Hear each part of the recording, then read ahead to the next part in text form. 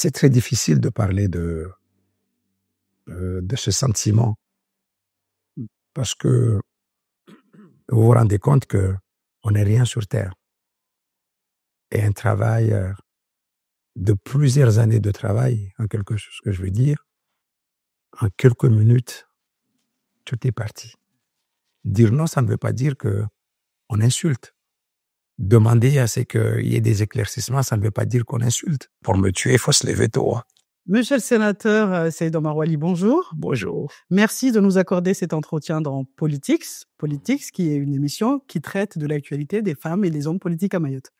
Pour commencer, pour les plus jeunes d'entre nous qui ne sauriez pas qui vous êtes, c'est un peu difficile, mais supposons, est-ce que vous pouvez vous présenter? Écoutez, simplement, je m'appelle Omar Wali Saïd, je suis né à Dzaoudzi l'abattoir il y a quelques années. Je ne vais pas dire mon âge devant tout le monde parce qu'ils vont tous être surpris.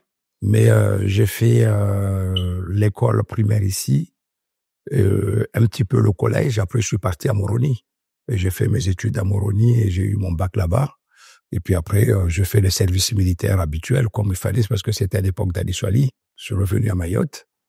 Et comme j'avais pas de bourse et que comme j'avais fait mes études à Moroni, donc arrivant à Mayotte, bien évidemment, j'étais l'indésirable, le pestiféré.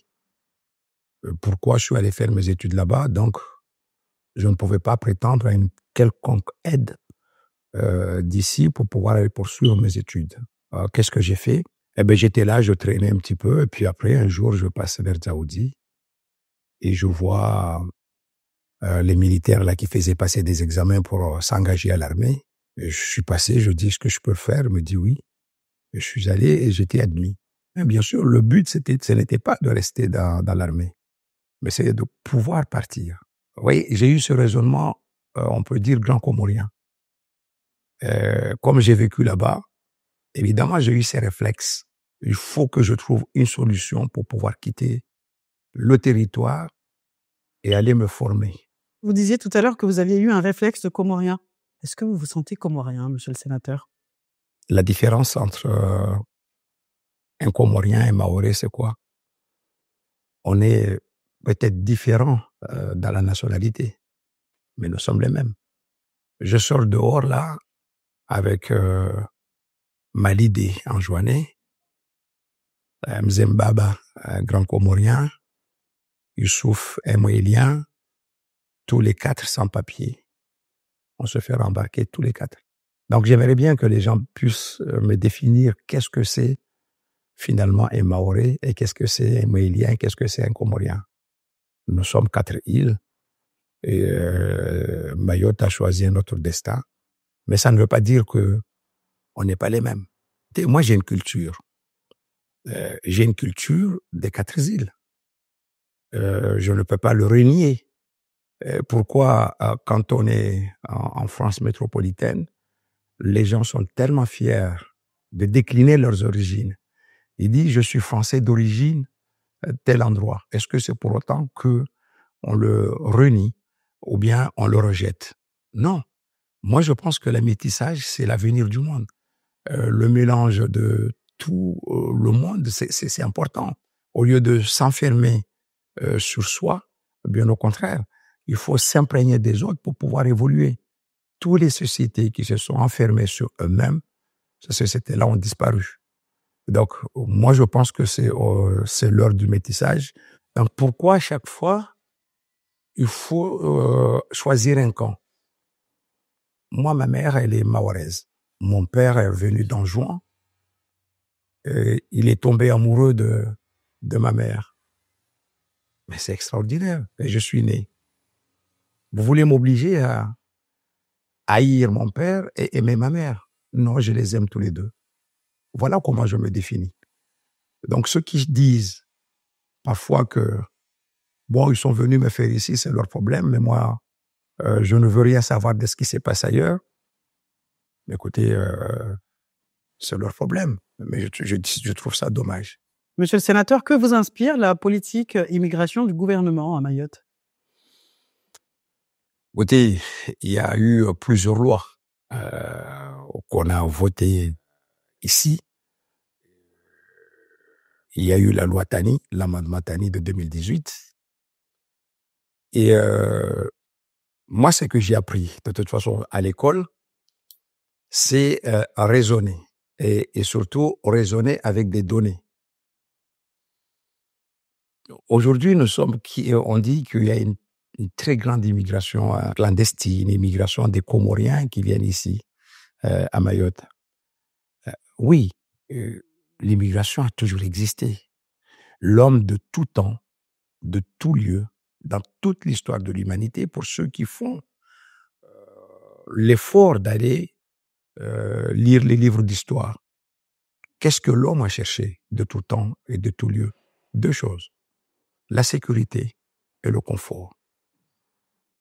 C'est tout à fait normal lorsque les gens n'ont pas le confort là où ils sont et ils n'ont pas la sécurité d'aller chercher ailleurs. Nous sommes à 60 km d'Anjouan. Moi, si j'étais Anjouanais, j'avais pas la nationalité française, j'aurais tenté ma chance de venir ici et trouver peut-être une vie meilleure. Et c'est ça ce que je comprends. Maintenant, comment faire pour limiter cette immigration, peut-être qui vient ici, et que les gens pensent que c'est à cause de l'immigration que Mayotte n'avance pas. Moi, je pense le contraire. Lorsque je regarde ce qui se passe en métropole aujourd'hui, s'il n'y avait pas l'immigration, je ne crois pas que la France serait le pays développé que nous connaissons aujourd'hui. Faut-il pour autant accueillir toutes les personnes qui viennent au motif Non, vous pouvez aller jusqu'au bout de votre raisonnement. Faut-il accueillir toute la misère du monde? C'est ça. Cette phrase regrettable. Non, il faut réguler peut-être cette immigration. Mais les gens viennent parce qu'ils ont un besoin matériel. Comme je dis, il y a des gens qui sont menacés chez eux. Et de plus en plus, il va y avoir de l'immigration climatique. Malheureusement. Donc, aujourd'hui, le problème de l'immigration, on dit de tout et de son contraire à chaque fois. Quand je regarde à Mayotte, ceux qui gardent nos bébés, ceux qui vont dans nos champs, ceux qui travaillent au quotidien et qui font nos boulots, ce sont les gens qui viennent ici chercher leur vie. Maintenant, est-ce que la loi règle? Je ne crois pas. Du coup, pour vous, la loi Tani ne sert à rien. Moi, j'ai les graphiques concernant justement la loi Tani qu'il faudrait, avant de prendre une nouvelle loi, faire à chaque fois le bilan de cette loi. Parce que nous sommes un pays où on accumule des lois et des lois. Il y a beaucoup de lois qui ne s'appliquent pas. Alors, je vais vous dire, moi, j'ai les graphiques lorsqu'on a pris l'amendement Tani, justement, limitant la nationalité française ici. Eh bien, qu'est-ce qu'on constate? On n'a jamais autant expulsé que depuis 2018. Ça veut dire quoi? Ça veut dire qu'il n'y a jamais eu d'arrivée à Mayotte qu'à partir de 2018. Ça veut dire que les gens ne viennent pas pour la nationalité française. Ils viennent pour autre chose. Quoi d'après vous? Peut-être du boulot, peut-être la santé, peut-être voir la famille, peut-être liberté. Il y a tout ça qu'il faut voir. Mais si on dit que les gens viennent uniquement pour avoir la nationalité française, on a tout faux. Je pense que pour limiter cette immigration, on est condamné. Et il est nécessaire à ce qu'on travaille avec nos voisins. Sommes-nous devenus un laboratoire, monsieur le sénateur? Mayotte a toujours été, aujourd'hui, sert de laboratoire à tous les extrémistes. Et ça, tout le monde le sait. Et là-dessus, tout le monde est conscient. Et c'est à nous, les Mahorais, de refuser, nous, les politiques, qu'on n'est pas un zoo humain. Et que les gens viennent, on nous regarde, on essaye des politiques qui peuvent servir au niveau national. Et comme je vous l'ai dit, moi, je raisonne par données. Les statistiques disent quoi? Qu'en 20 ans, on a exclu vers Anjouan presque 390 000 personnes. C'est-à-dire la population d'Anjouan qu'on a expulsée. Ça veut dire quoi? Ça veut dire que la même personne, on l'expulse 100 fois. Et il revient. 100 fois. Il revient. ne faut-il pas trouver d'autres moyens, d'autres solutions? Moi, le problème qui se pose, parce qu'on essaye de nous divertir d'un côté et passer en essayant des choses. La difficulté pour Mayotte aujourd'hui, ce sont les cartes de séjour territorialisées. Qu'est-ce que vous en pensez justement? Moi, je suis contre. Il faut laisser partir ces gens-là. C'est le seul territoire de la République où on ne cesse de faire des exceptions. Et ça, moi, je trouve que c'est inacceptable. D'un côté, on nous dit la France est une et indivisible, et de l'autre, lorsqu'il s'agit d'appliquer la règle de droit, qui est générale, la règle de droit, elle est générale. Et pourquoi Mayotte? Cette règle, on va l'appliquer différemment lorsqu'il s'agit de permettre des gens d'aller dans l'Hexagone. Dans l'Hexagone, on parle de métier à tension.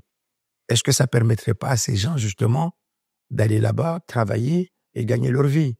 Donc, on est en train de mélanger des choses et on est en train de courir derrière le Front National pour gagner des élections au niveau national. Pourquoi en métropole, les gens qui ont des cartes de séjour peuvent venir à Mayotte et repartir? Il y en a même qui peuvent venir avec un récépissé ici. Moi, je trouve que ces exceptions, si on le fait, il faut aller jusqu'au bout. Dans ces conditions-là, si on restreint le séjour et si on veut restreindre le droit de sol, il faut le restreindre à Calais aussi. À Calais, dans le camp d'immigrés là-bas, naissent des enfants là-bas. Est-ce qu'on leur restreint le droit de séjour? Non.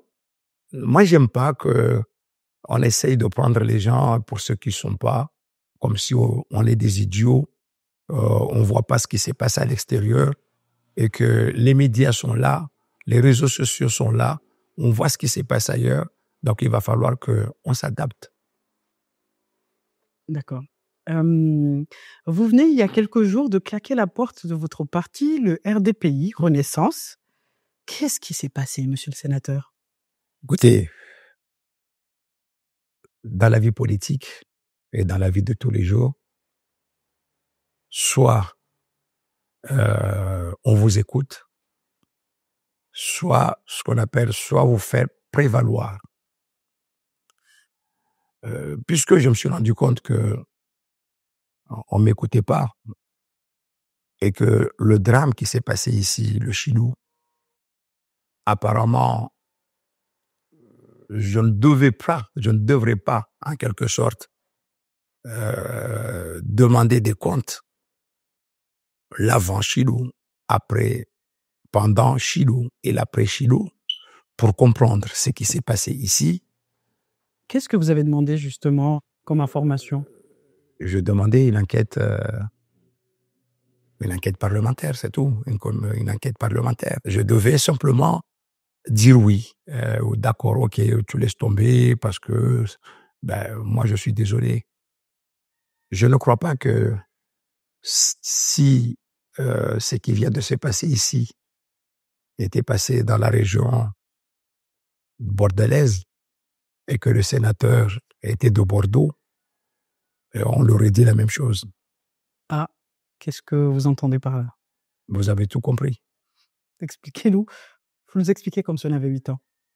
Non, parce que peut-être qu'on a donné cette impression depuis longtemps que les Outre-mer, bon, on dit toujours que sans les Outre-mer, la France ne serait pas cette France, la France ne serait pas cette deuxième puissance maritime. Mais quand il s'agit de parler de nos réalités des droits, là, on devient un problème. Donc, évidemment, Mayotte, loin du cœur, loin des yeux, loin du cœur, c'est pas grave, c'est passé loin. Mais moi, je vis ici. Je vis le quotidien des gens. Je vis la souffrance des gens.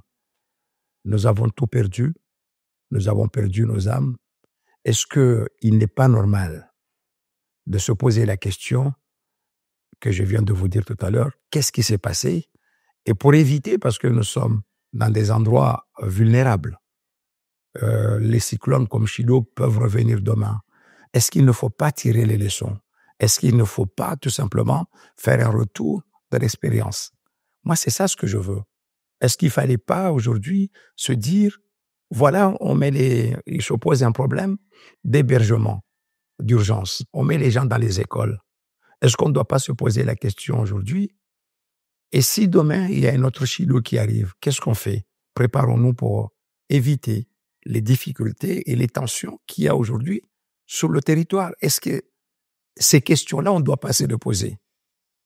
Eh ben, c'est justement l'objet de cette enquête. Éviter ce qu'on a raté aujourd'hui et ne pas le faire demain. Vous avez parlé de plusieurs points, de l'avant-Chido, à savoir est-ce que la population a été suffisamment préparée à ce qui allait arriver, pendant Chido, la prise en charge, les centres d'hébergement, etc. Et l'après-Chido, notamment l'arrivée des aides et le compte des morts.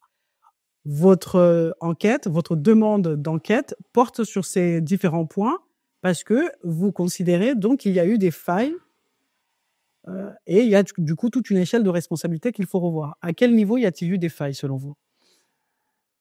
Moi, je peux vous dire, moi, je suis vice-président d'une commission d'enquête sur l'eau. Comment on peut accepter que on fasse une enquête sur l'eau, parce qu'on dit que certaines marques cancérigènes, et qu'à Mayotte, on n'arrive pas à dénombrer le nombre de morts suite à un événement naturel. Je rappelle juste que le préfet a annoncé 40 morts consolidés, les chiffres sont consolidés, et à peu près 40 disparus. Est-ce que vous pensez que ces chiffres sont vrais? J'ai des doutes. Pourquoi? J'ai des doutes parce que moi, je suis un élu local. Je connais mes électeurs. Je vais dans les quartiers, certaines, je ne les vois pas. Je me pose des questions. Ils sont partis où? Nous sommes de culte musulman. On doit enterrer le mort dans les 24 heures. Vous savez comme moi qu'il y a des cimetières, effectivement, communaux, mais on peut enterrer les gens là où on veut. Donc, est-ce qu'on a fait les recherches nécessaires pour voir si ces gens-là n'ont pas enterré un peu partout?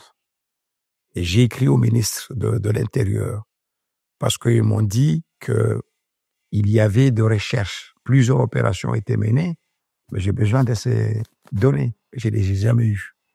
Donc, je suis en droit d'exiger qu'on me donne les données pour que les gens au moins fassent leur deuil. Je suis parlementaire, je dois avoir ces données et pour pouvoir analyser et pour que ce genre de choses ne se passent plus. Donc, c'est tout à fait normal que je demande à savoir, et je ne suis pas le seul à me poser ces genres de questions. L'objet de l'enquête, c'est ça. Il faut absolument qu'on fasse notre deuil. Si l'enquête dit, effectivement, c'est 40 morts et 40 disparus, et je précise, la disparition chez nous, ça veut dire c'est la mort. Ce qui n'est pas la même signification avec la métropole. Donc, pour nous, il y a 80 morts. On ne les voit pas, ils sont morts. Donc, il faut pas jouer avec les mots. C'est important, bien sûr, madame, de savoir, et c'est la grandeur d'un pays. La grandeur d'un pays, c'est ça, c'est-à-dire que regarder la vérité en face et non pas essayer de faire comme si rien n'est passé, il faut tirer les leçons de ce qui s'est passé. Moi, c'est ce que je veux. Et justement, l'enquête, pour qu'il n'y ait pas de soupçons, pour qu'il n'y ait pas, je dirais, des questionnements demain, faisons cette enquête-là, comme on l'a fait partout dans le monde, dans pas mal d'endroits. Et à partir de là, bien sûr, chacun dira, et dans les livres d'histoire que nos enfants, nos petits-enfants liront demain, ils verront que en fin 2024, il y a eu un cyclone, Chido, et voilà ce qui s'est passé, et voilà la réalité, parce que les scientifiques, parce que les historiens ont tous vérifié, et voilà la réalité de ce qui s'est passé. Mais le doute, quand il y a un doute dans votre histoire, à chaque fois, il arrive des événements, parfois on ne comprend pas parce que le traumatisme, on ne l'a pas guéri. Moi, mon rôle, c'est ça aussi. Que les gens, qu'on guérisse ces traumatismes et justement éviter que les mêmes erreurs, on les fasse pas, parce que comme on dit, les mêmes causes produisant les mêmes effets, eh bien, il va falloir tirer les leçons de tout ça.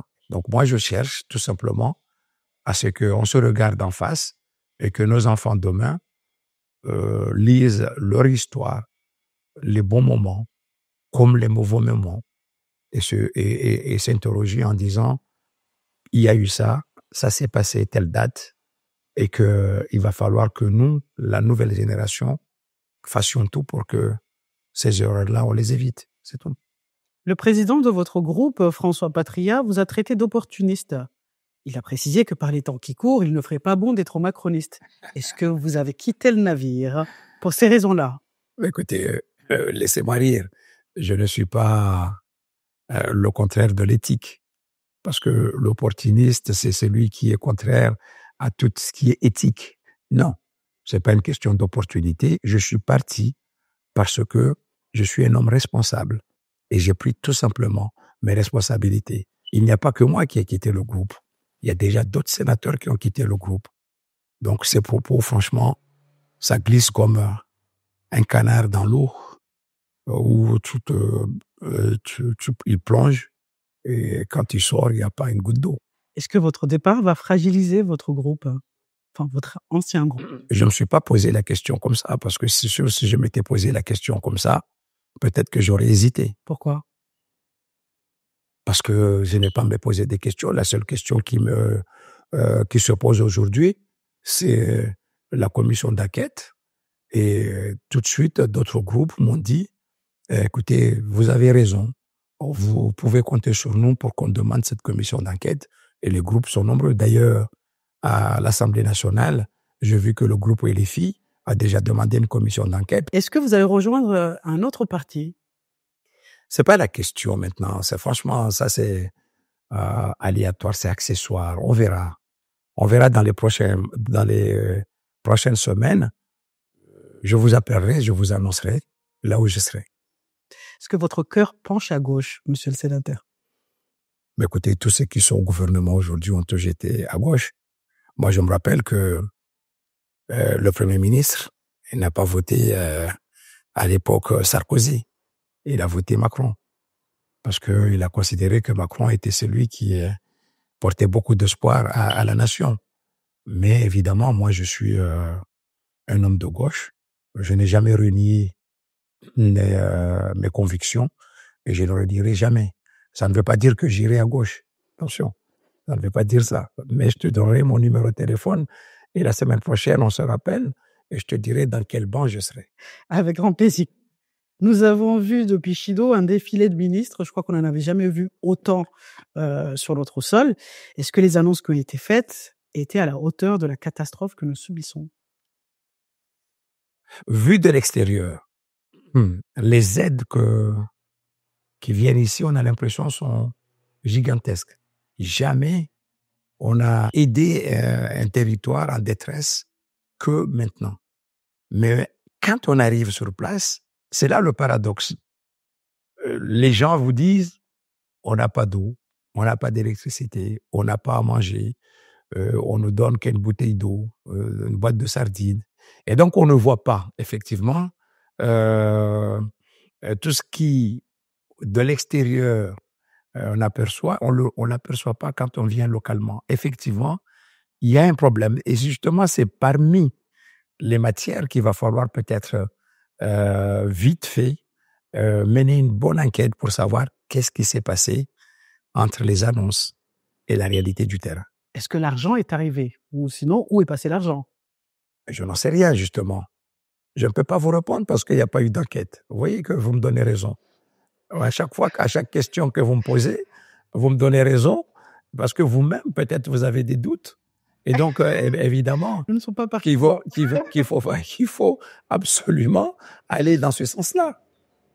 La recherche de la vérité. Moi, je pense que, arrivé à un moment donné, ce sont les élus qui doivent se défendre. Les élus de ici, mais je les entends pas. On a l'impression que tout le monde a peur. De quoi? Ben, je n'en sais rien, justement, il faut leur poser la question. Moi, il y a des gens qui me considèrent comme étant quelqu'un d'insensé parce que j'ai quitté mon groupe, parce que je demande à ce qu'il y ait une commission d'enquête.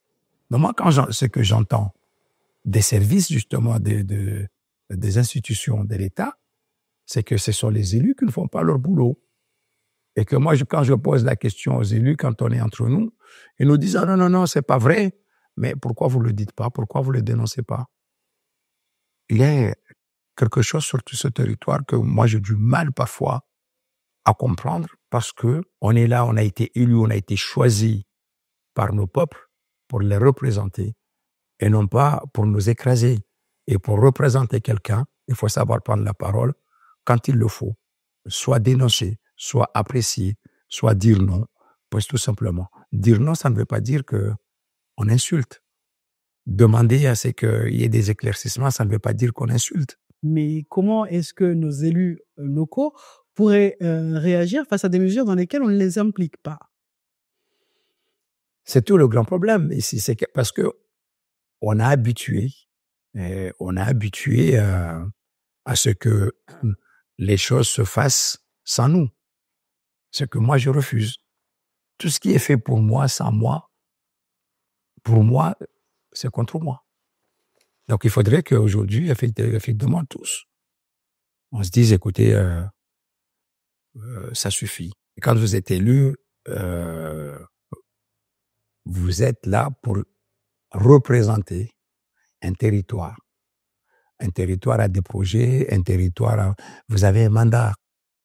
Je ne peux pas comprendre que on va vous élire et derrière avoir peur de dire les choses, pas de dénoncer, avoir peur de proposer.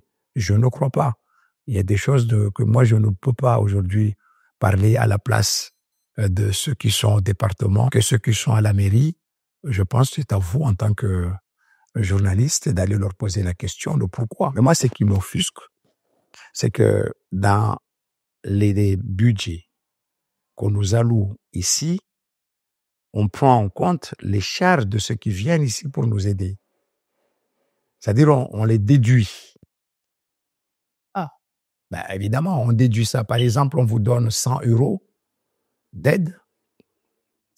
Dans les 100 €, bien sûr, les avions qui viennent, les militaires qui viennent, tous ces gens-là sont payés par les 100 € qu'on vous a donnés dans l'aide. Ça devient une déduction. Et comment on peut faire venir des gens ici, déduire ce qu'on devait peut-être avoir dans le budget 2025, parce que ce ne sera plus dans le budget, il faut bien quelqu'un paye. On va payer d'avoir subi les Non, conséquences de on va peut-être payer sur des gens qui sont venus et que malheureusement, ils n'ont pas eu de mission. C'est tout ça qu'il faut éclairer, justement. Vous avez, on l'a vu en arrivant, que vous avez vous aussi subi des dégâts chez vous par rapport à Chido. Vous n'avez plus de toit. Là où nous sommes chez vous, il n'y a plus de toit. Comment est-ce que vous avez vécu ces moments? Parce que vous êtes arrivé à Mayotte le surlendemain, je crois. Vous étiez pour le travail à Paris. Qu'est-ce qui s'est passé quand vous êtes arrivé, que vous avez découvert, vous, à titre personnel, l'état de votre maison? Écoutez, c'est très difficile de parler de ce sentiment parce que vous vous rendez compte qu'on n'est rien sur Terre. Et un travail de plusieurs années de travail, en quelque chose que je veux dire, en quelques minutes, tout est parti. Ça aurait été très dramatique. Heureusement, il n'y a pas eu de mots. Mais moi, je l'ai vécu dans ma chair parce que j'étais pas là, mais j'étais au téléphone avec mes petits-enfants et ma fille et qui criaient « Papy, viens nous sauver ». Il y a le toit qui s'arrache, il y a le machin, et puis après, le silence. Mais là, je me suis dit, ben, écoutez, tout est fini, quoi. Avec des vents de 250 km/h. Et puis, quelques temps après, c'est là où je les ai eus au téléphone. Un soulagement, mais en même temps, beaucoup de stress et d'angoisse. Et quand je suis arrivé le lendemain, évidemment, quand je regardais, j'ai vu le paysage. Mais bien sûr, j'ai jamais autant pleuré de ma vie. J'ai beaucoup pleuré quand j'ai perdu mes 2 parents. Je me disais qu'il me restait plus de larmes. Et là, j'ai tellement pleuré, tellement, je me suis dit, les gens ici ont vécu l'enfer. C'était vraiment l'enfer quand j'ai vu les maisons solides.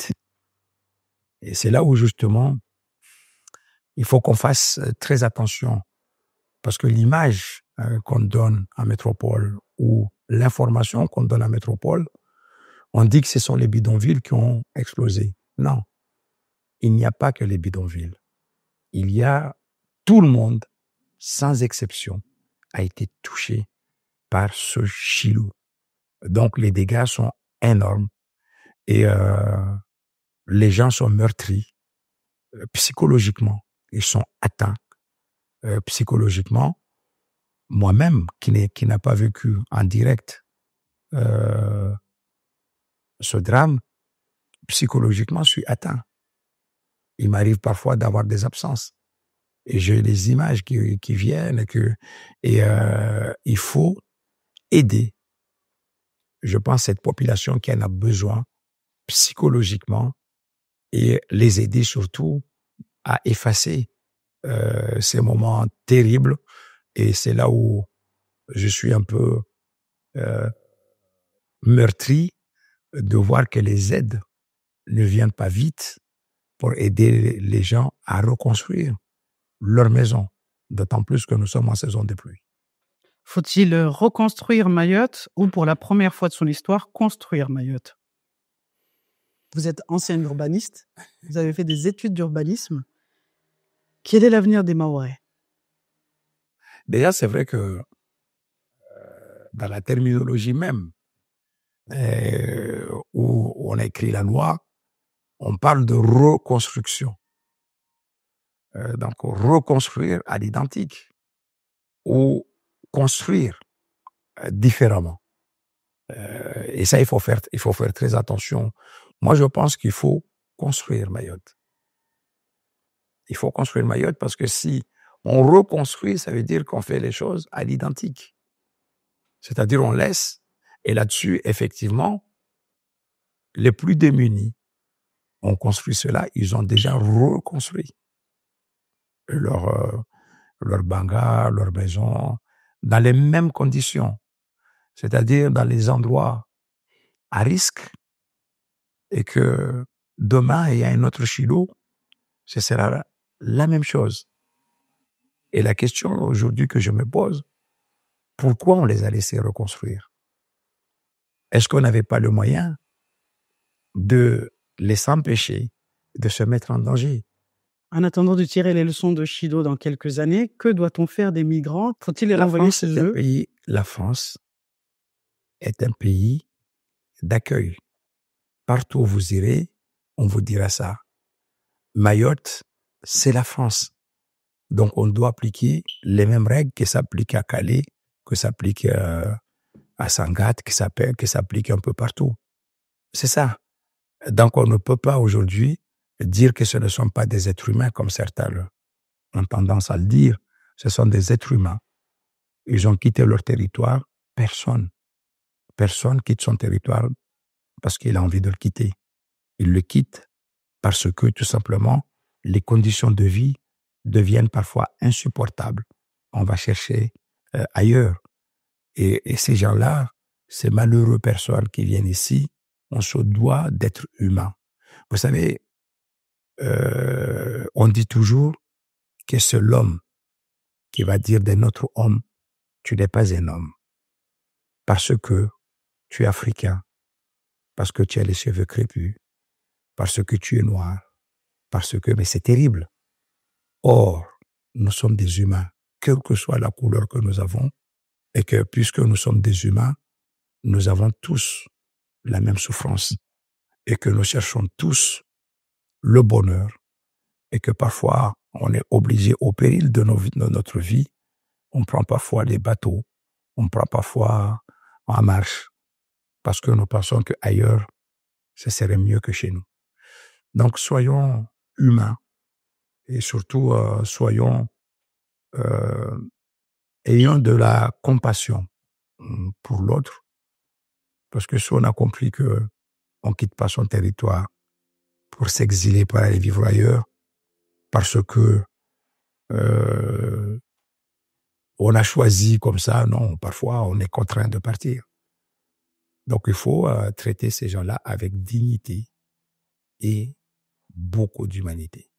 Après les événements vécus par les Mahorais avec Shido, Dikledi, ensuite, nous avons le sentiment qu'il y a une vraie méfiance envers les politiques. Peut-on encore continuer à vous croire? C'est ça le problème, justement, aujourd'hui, si on voit les extrêmes, aujourd'hui, gagner un peu partout, c'est parce que, justement, les extrêmes parlent aux gens de ce qu'ils veulent entendre, tout en proposant aucune solution. Souvent, c'est ça. Moi, quand j'entends les extrêmes, c'est pas normal, c'est pas bien, c'est pas ceci, c'est pas cela. Mais quand vous leur dites, mais quelles sont les solutions, ils en ont pas. Effectivement, aujourd'hui, la parole politique est remise en doute un peu partout. Et on voit aujourd'hui l'un des plus grands pays du monde faire élire ce Donald Trump. Ben, il y a de quoi s'inquiéter. Et pourquoi on l'a élu? Parce qu'il dit les choses que les gens veulent entendre. Et parfois, il fait même de la folie. Il prend des décrets tout en sachant peut-être que ça ne va pas s'appliquer et que ça va être attaqué dans les tribunaux, mais il le fait. Et puis il dit, c'est pas moi, hein, ce sont les autres. Ça ressemble beaucoup à ce que font la plupart des élus mahorais, non? Je ne dis pas ça, parce que moi aussi, je suis un élu mahorais, donc je ne dirai pas ça. C'est-à-dire que la politique aujourd'hui, il faut dire la vérité aux gens, tout simplement. Ça, je peux, ça, je ne peux pas. Ça, c'est possible. Ça, ce n'est pas possible. Mais souvent, malheureusement, la plupart d'entre nous, on vend de rêves. Et qu'on sait très bien qu'un rêve, ça coûte rien. Mais sauf arriver au bout du mandat, ce rêve devient un cauchemar pour celui qui l'avait fait. Donc moi, je suis pas un vendeur de rêves. Je me bats pour le bien-être, tout simplement, de ceux qui m'ont élu, et j'essaie de leur tenir un langage de vérité. Mais c'est pas toujours bon, parce qu'on peut vous traiter d'opportuniste. Avant Shido, nous avions déjà des problèmes d'eau relativement sévères. Aujourd'hui, est-ce que notre avenir à tous, c'est d'avoir quelques heures d'eau par semaine? C'est quand même inadmissible qu'une partie du territoire français, la 6e puissance du monde, un territoire manque d'eau. C'est inadmissible. C'est un problème de sous-investissement sur ce territoire. Moi, je suis allé dans des pays où il n'y a pas de rivière, où il fait très chaud. Vous allez à Dubaï, vous allez dans beaucoup de pays. Il faut pas nous faire croire que c'est pas possible parce qu'il n'y a pas de rivière, parce qu'il n'y a pas de nappe, parce qu'il n'y a pas... À Dubaï, il n'y a pas de rivière, il n'y a pas de nappe. Ils fabriquent de l'eau là-bas. Moi, je suis allé dans d'autres pays un peu lointains et j'ai vu là aussi, il n'y avait pas d'eau. Et pourtant, ils ont du tourisme, ils ont de l'eau au quotidien parce qu'ils se sont donné les moyens de fabriquer l'eau. Donc, à chaque fois quand on fera la politique, non pas pour subvenir aux besoins des gens, mais sur des raisons de comptabilité, eh bien, c'est sûr qu'on va rester comme ça très très longtemps. Il y a des solutions maintenant dans le monde entier. Donc, au Mayotte, on peut trouver ces solutions. Dessalement de eaux. C'est un petit peu déjà le cas, mais pas en capacité suffisante. En grande capacité. Mais à chaque fois, c'est pareil, on revient en disant, ouais, on est trop nombreux. Donc, on n'arrive pas à subvenir aux besoins. Paris est très dense et pourtant, tout le monde a de l'eau. Est-ce que vous avez un mot pour la jeunesse de Mayotte, pour l'avenir, pour ce qui nous attend sur les prochaines années, pour le Mayotte de demain? Il n'y a pas d'avenir possible s'il n'y a pas d'éducation. L'éducation, c'est la base de tout. À une jeunesse non éduquée, c'est une jeunesse qui, bien sûr, va se retourner contre nous demain. On le voit. Et moi-même, pour avoir enseigné au lycée, J'ai du mal à voir que certains gamins qui étaient les meilleurs de ma classe et qui ont eu leur bac avec mention n'ont pas pu aller continuer leurs études ailleurs parce que tout simplement, ils n'avaient pas de papier. Quel avenir, quel message vous donnez à ces gamins lorsque pendant leurs 17 ans d'école, voire 10 ans d'école, on leur a appris en leur disant que c'est par l'école que vous allez réussir et que les parents ont fait des sacrifices énormes pour ces gamins et que effectivement les gamins ont suivi le bon chemin. Croyez-vous que le cadet va dire, quand la maman va lui dire, écoute, prends l'exemple de ton frère, le cadet, qu'est-ce qu'il veut dire à sa maman? Mais c'est pas un exemple. Si c'est ça l'exemple, ben moi je préfère être chef de bande. C'est ça, malheureusement, ce qu'on est en train de faire ici par la haine de l'autre. Je pense que le monde a besoin, surtout Mayotte, a besoin de plus de compassion et surtout de compréhension à l'autre. Et à chaque fois qu'on essaiera d'ériger la politique à haine, eh bien, les résultats sont là. Et moi, j'en suis navré de constater ça tout le temps et que malheureusement, on n'arrive pas à tirer les leçons de ce qui se passe actuellement. Et malheureusement, ce qui se passe actuellement, c'est rien si on ne change pas de braquet par rapport à ce qui reste à venir. Et ça, toute mon inquiétude est là. Cette jeunesse, elle est plus nombreuse que nous. Et il y en a de plus en plus. Quel avenir pour eux, sinon pas d'éducation? On a le sentiment que les Mahorais sont également victimes d'une politique qui ne dit pas son nom et en réalité, ils subissent cette violence, ils subissent le manque de projection de cette jeunesse. Est-ce que la responsabilité n'est pas plutôt tournée vers ceux qui ont la possibilité de changer les choses? Que peut faire une femme ou un homme mahorais dans son quotidien quand on voit que les mécanismes et les verrous de la loi ne permettent pas de changer véritablement la condition de cette jeunesse dont vous parlez? Écoutez, une jeunesse doit être éduquée. Et c'est quoi? Ce sont les écoles. Ce sont les lieux de loisirs. On nous dit qu'il faudrait une école par jour pour suivre le rythme de la natalité. Oui. Comment on fait? Écoutez, déjà, est-ce que ça fait très longtemps qu'on n'a pas mis en place une politique de prévention et d'explication de la limitation des naissances? Et on l'a pas fait. On le fait pas. Et puis, aujourd'hui, effectivement... Il y a des campagnes qui sont menées. Oui, il y avait des campagnes qui étaient menées. Mais c'est là où la contradiction. Souvent, les pays développés, en règle générale, la courbe de naissance baisse. Dans la région, on dit qu'on est plus développé que les autres. Normalement, la courbe devait baisser des naissances. Parce qu'un enfant, ça coûte aujourd'hui. C'est pas comme avant. Et un enfant aujourd'hui, vous devez vous en occuper. Mais on a l'impression que plus le temps passe, plus il y a des enfants qui se font bon. On dit que ce sont les gens qui viennent des îles voisines, qui viennent accoucher ici dans des conditions de sécurité optimales. Mais dans ces conditions-là, il faudrait que l'État investisse peut-être de l'autre côté là-bas et leur donner aussi les moyens d'accoucher dans des bonnes conditions. C'est tout. Mais on ne peut pas de toutes les façons. Et là-dessus, je sais c'est déjà le cas. La France donne des millions d'euros à nos voisins pour justement développer les infrastructures de leur territoire en termes d'éducation, de soins. Ça n'arrête pas l'immigration pour autant. Les femmes mahoraises ont beaucoup moins d'enfants qu'avant. Une femme mahoraise a en moyenne 4 enfants. Ça a baissé. Ça, c'est ce que vous voyez. Mais c'est pas ce que moi, je vois. Et puis, je reviens sur les millions que vous êtes en train de dire. Là aussi, j'aime pas les mensonges. Souvent, et c'est là où souvent les élections, quand elles arrivent, on prend des claques sans se rendre compte. Il faut dire la vérité aux gens.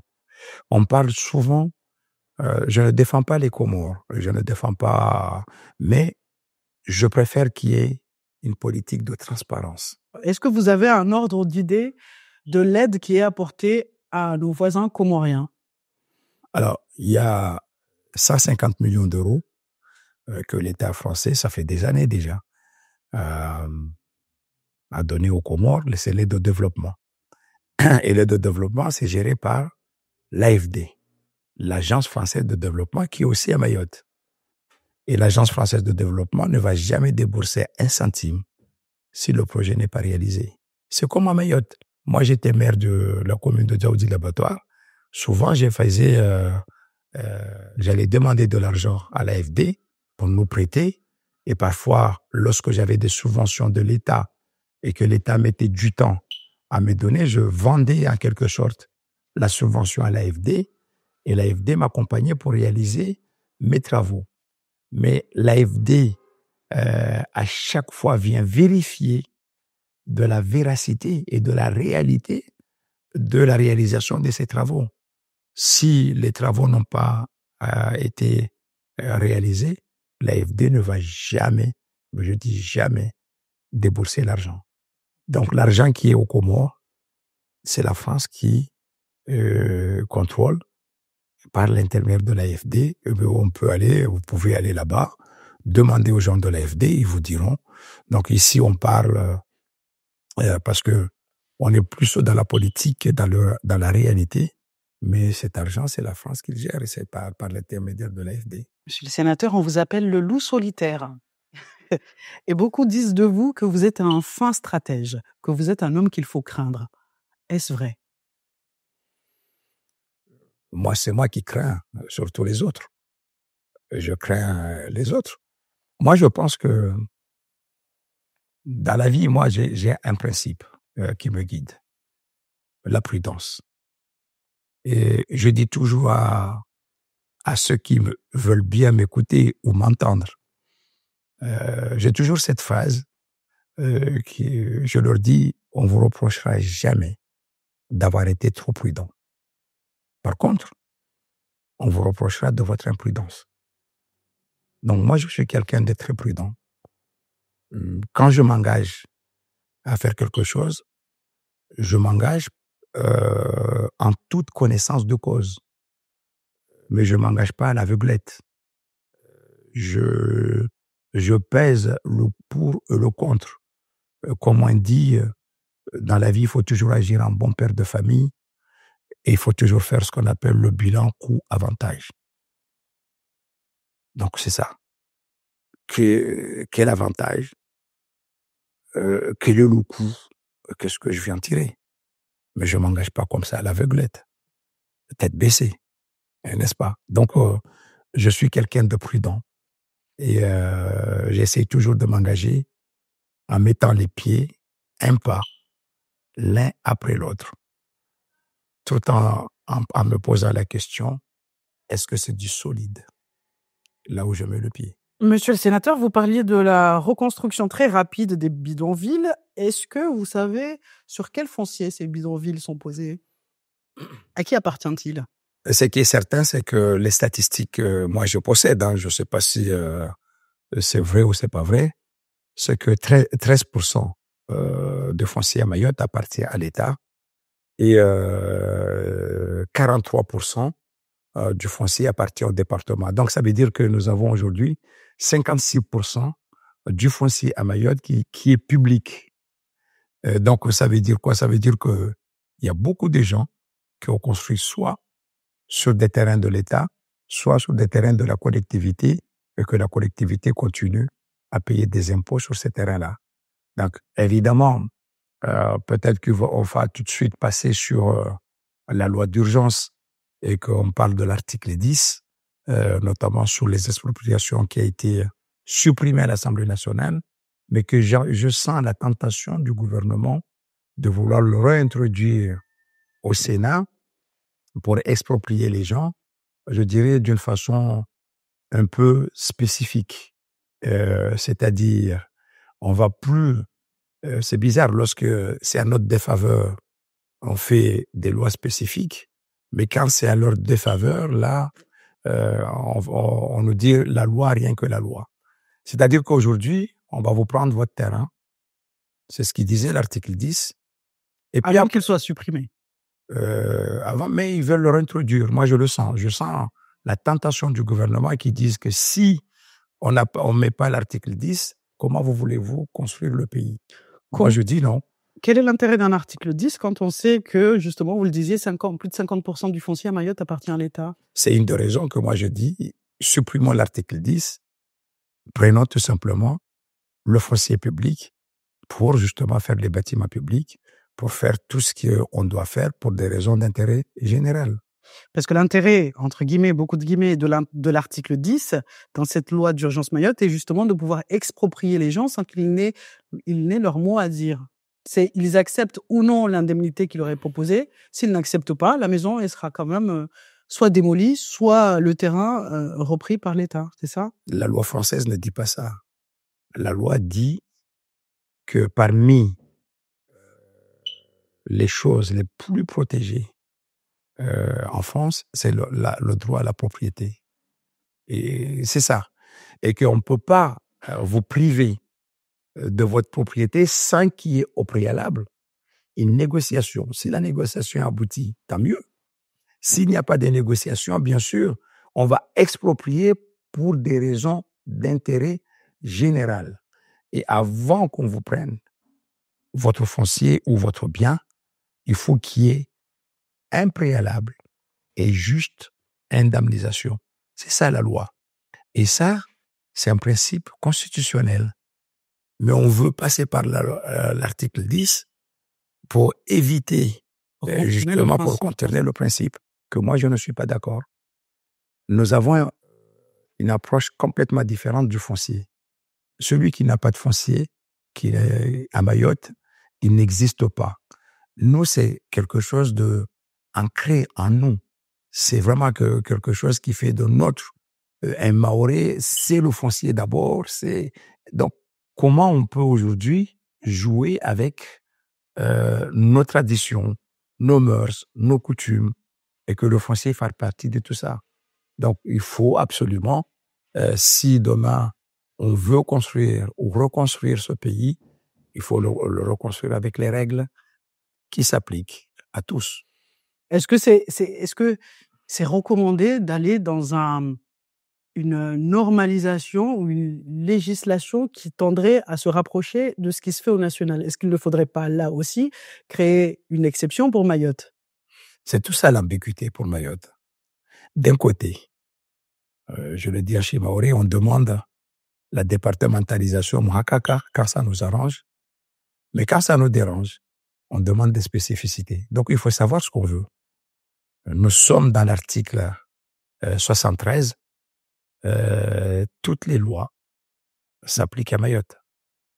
Donc, évidemment, si on était dans l'article 74, bien sûr, il y aurait beaucoup d'exceptions, comme Saint-Pierre-et-Miquelon, qui était département pendant un certain temps. Et arrivé à un moment donné, ils ont dit, ils sont revenus sur le statut, ils sont dans le statut 74. Donc, évidemment, on ne peut pas avoir le beurre et l'argent du beurre. C'est tout ou rien. Est-ce que Mayotte, qui est fait d'exception, est du coup un département qui n'en est pas un? Oui, dans certains domaines, c'est un département qui n'en est pas un quand on regarde l'égalité sociale. Comment on peut accepter que les minima sociaux sont on touche la moitié de ce qui touche les autres? Comment accepter que la retraite, les retraités ici sont les gens les plus démunis? Et quand on regarde ici l'école, l'égalité de chance, il n'y est pas. Donc évidemment, c'est un département qui n'en est pas un, sauf que lorsqu'il s'agit d'appliquer les lois les plus douloureuses plutôt, eh bien on les applique. Étiez-vous pour ou contre la départementalisation de Mayotte? Moi, je n'ai jamais caché, j'étais contre. Pourquoi? Parce que, c'est ce que vous disiez tout à l'heure, le problème d'impôt, le problème d'immigration. Je savais que, en prenant la départementalisation, on allait créer des droits. et qu'il allait y avoir un décalage énorme entre nous avec les pays voisins qui nous entourent. C'est-à-dire, on allait créer des droits à ceux qui ne sont pas du territoire. Et ils allaient venir. Et je disais aux gens, attention, si nous voulons réellement nous séparer des Comores, c'est pas la départementalisation qui va nous séparer, mais au contraire, c'est la départementalisation qui va permettre aux gens de venir ici parce qu'ils auront de droits. La preuve en est, en 10 ans de départementalisation, moi, je n'ai pas les statistiques, mais c'est ce que j'entends. On nous dit que plus de la moitié de la population est d'origine étrangère. Vous voyez, en 10 ans. Alors que si on était peut-être dans le statut qu'on avait, peut-être les gens n'auraient même pas eu besoin de venir ici. Nous voyons aussi l'immigration qui vient dans le continent. Pourquoi ils viennent à Mayotte? Parce que à Mayotte, comme c'est un département, l'immigré qui vient des pays où ils sont pourchassés par la guerre, où ils sont pourchassés par la famine, ils sont pourchassés par tout ce qu'on veut, ils viennent à Mayotte, et à Mayotte, ils ont des droits. Et ils ont le droit d'asile, chose qu'on n'avait pas avant. Donc, tout ça fait que, évidemment, ma réflexion, lorsque on nous a proposé ce statut, moi, j'avais dit attention. Et puis, à un moment donné, la pression était telle que j'avais fait des affiches, que j'avais mis un peu partout, que j'avais dit votez oui à la départementalisation, pourquoi pas, mais un oui responsable. Donc, il faut qu'on assume. Est-ce que vous pensez que, parlant de responsabilité, que les élus mahorais ont été suffisamment honnêtes envers les Mahorais pour et préparer à ce que la départementalisation impliquait? Parce que pour la plupart des Mahorais, la départementalisation, c'est gage de liberté. On nous a parlé des droits, on ne nous a pas parlé des devoirs. Oui, nous sommes tous responsables de ce fiasco parce que moi, j'écoute mes électeurs et mes électrices. Qu'est-ce qu'ils me disent? Mais pourquoi vous nous avez pas dit la vérité? Voilà ce qu'ils viennent. Nous, on avait nos terrains, on payait pas, on avait des maisons, on payait pas. Maintenant, tout ce qu'on gagne, on doit le mettre de côté pour pouvoir payer des impôts. Et qu'on n'est pas plus heureux qu'avant. Mais justement, est-ce que vivre avec un autre statut, par exemple, qui nous donnerait moins de droits, mais qui permettrait peut-être de limiter l'immigration, est un avenir souhaitable? Je vous l'ai dit tout à l'heure, en préambule, quand on a commencé, que de tout temps, de tout lieu, les gens ont toujours eu besoin de deux choses, le confort et la sécurité. La pyramide de Maslow. Exactement. Donc, si les Mahorais considèrent, la population considère que aujourd'hui ils ont ces deux principes que je viens de dire, le confort et le reconfort, eh bien on continue. Très bien. Parlons un peu plus de vous, monsieur le sénateur. Depuis 2014, vous étiez le maire de Dzaoudi Laboratoire jusqu'à votre élection en tant que sénateur. Votre premier adjoint, Mikida Choumadi, vous a remplacé à votre poste. Comptez-vous le soutenir lors des prochaines échéances municipales dans un an? Non, il a été élu. Je l'ai pas... Oui. Il a été élu démocratiquement et que 2025, ben, ce sont les électeurs et les électrices qui décideront s'ils le mettent là ou pas. C'est pas à moi de décider pour les autres. Est-ce que vous allez faire campagne pour lui? Eh ben, je vous dirai ça au moment venu. On a cru comprendre, monsieur le sénateur, qu'il y avait de l'eau dans le gaz entre vous. L'élève essaie-t-il de tuer le maître? Pour me tuer, il faut se lever tôt. Hein. Donc, moi, j'ai aucun conflit avec les gens. Je suis un observateur, j'observe. Quand on ne veut pas de moi, eh ben, je n'essaie pas de m'imposer. Je continue mon chemin. Et je ne suis pas là pour faire de la politique politicienne, mais ce qui est certain, c'est que ce sont les urnes qui nous choisissent. On nous a dit que M. Mikida Choumadi avait changé les serrures de votre ancien bureau. Est-ce qu'il vous a fait des doubles? Non. Monsieur le sénateur, nous sommes au bout de cet entretien. Est-ce que, pour connaître l'homme que vous êtes, est-ce que vous avez une chanson préférée? Alors, ma chanson préférée, oh là là, Là, vous me posez la question, c'est bizarre, c'est vide. Moi, j'ai une chanson de Vianney. Laquelle? Avec Renaud. À chaque fois que j'écoute cette chanson, ça me donne de l'espoir et puis je me dis, oui, j'ai pas le temps. Il faut vivre vite et bien. Et on vieillit effectivement, mais la mort ne me fait pas peur parce qu'elle n'est pas là, je la vois pas. Donc j'ai pas peur de ce que je ne vois pas. Merci beaucoup pour cet entretien, monsieur le sénateur. À bientôt. À bientôt.